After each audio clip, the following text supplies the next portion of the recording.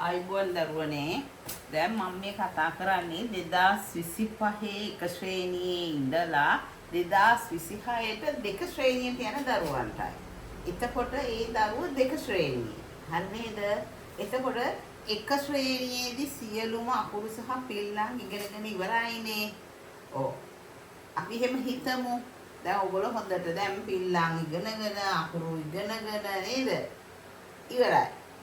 ඒ වුණත් අපි හිතමු සමහර අයට පිල්ලම් අමතකයි කියලා. පිල්ලම් අමතක වුණොත් අපට කියවන්නත් බෑ. මොකුත් බෑ නේද? අනේ ඒ නිසා අපි පිල්ලම් ටික දැනගන්න ඕනේ. පිල්ලම් ටික දැන නොගත්තොත් මොකුත් කරන්න බෑ. මෙන්න මේක තමයි අපිට ඉස්සෙල්ලාම නේද? මේ මොකද්ද? මේක ඇලපිල්ල. නේ? ඇලපිල්ල යොදලා මුලට මැදට අගට නේ වචන ලියන්න වෙනවා.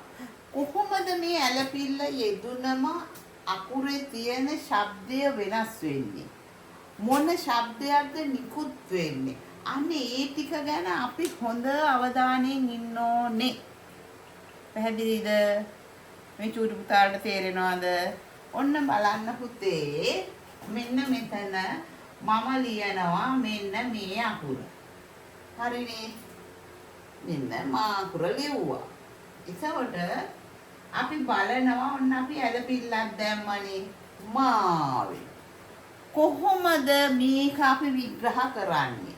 අපි අකුරු දෙකක් තුනක් හොඳට තේරුම් කරගත්තොත් අපට සම්පූර්ණයෙන් ඇලපිල්ල යෙදුණු වචන ලියන්න කියන්න පුළුවන්. පැහැදිලිද? මෙන්න බලන්න අකුරකට ඔන්න අකුරක්. හරි නේද? මේ අකුරට මේ අකුර පිටිපස්සට අපි යොදනවා ඇලපිල්ල.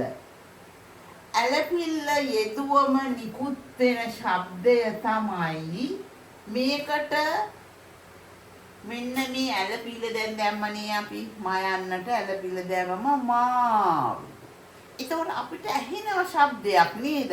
ආ කියන ශබ්දය ඇහෙනව නේද අපට? නේද? මා. හරිද? මා. ඔන්න තව අකුරකට දාමු. ගයන්නට දාමු. එතකොට ඇහෙනව නේද? ගා. හරිද? ගා. ඔන්න ලයන්නට දාමු. ඔන්න ලා කියන ශබ්දය ඇහෙනවා. හරිද?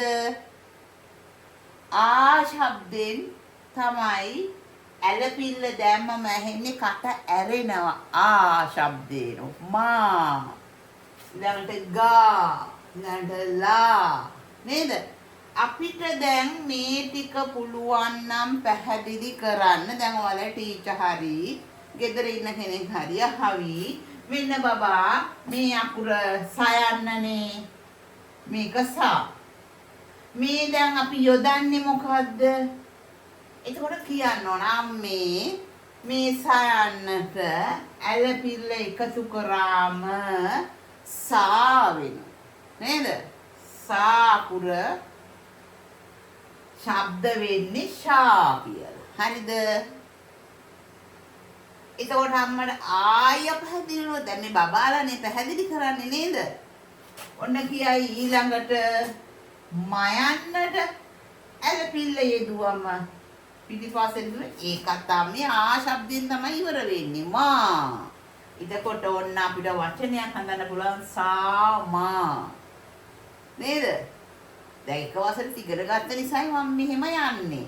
එක වසරේ දැන් සම්පූර්ණ ඉවර කරලා තියෙන්න ඕන. මම මේ කතා කරන්නේ හුඟා නේද? පැහැදිලිව කතා කරන්නේ ලොකු අවබෝධයකින්. ඔන්න ඇලපිල්ල. හරිද? ඇලපිල්ල හඳුනා ගන්නවා. අකුරකට ඇලපිල්ල යොදනවා. හරිද? ඒ ඇලපිල්ලත් එක්ක නිකුත් වෙනවා හඩ ආ ශබ්දයක්. පිල්ලම් ගොඩක් තියෙනවා නේද? ඒ එක පිල්ලම් වලට එක එක ශබ්ද නිකුත් වෙන විදිහ ආ ශබ්ද. හරිනේ?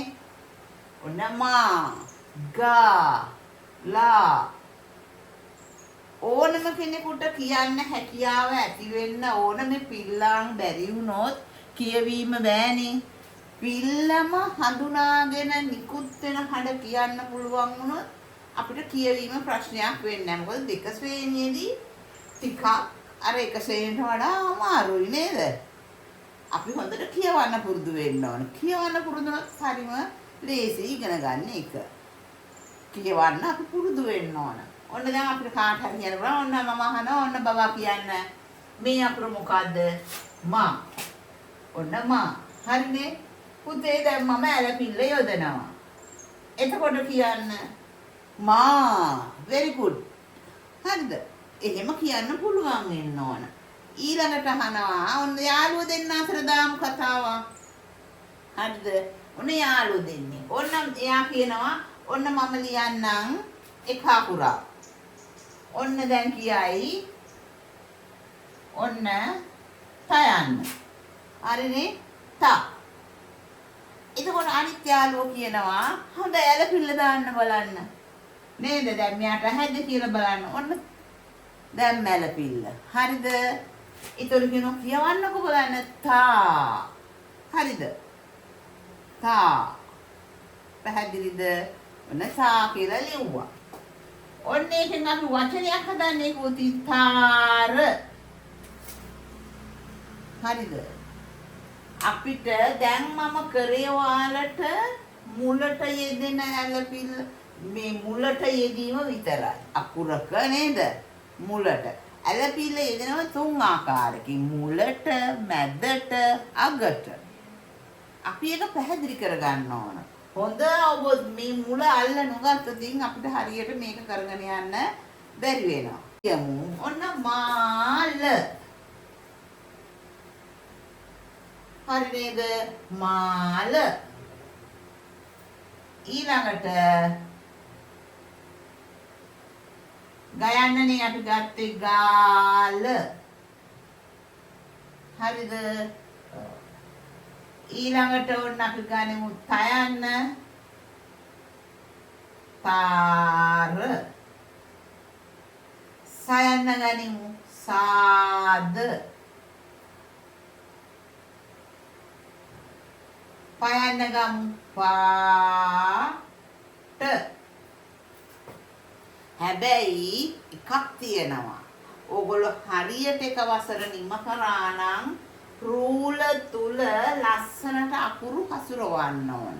මේ අකුරු වල තියෙනවනේ දරුවනේ මධ්‍යක්ෂර, ආරෝහණාක්ෂර, අවරෝහණාක්ෂර කියලා අකුරු තුනක් තියෙනවනේ.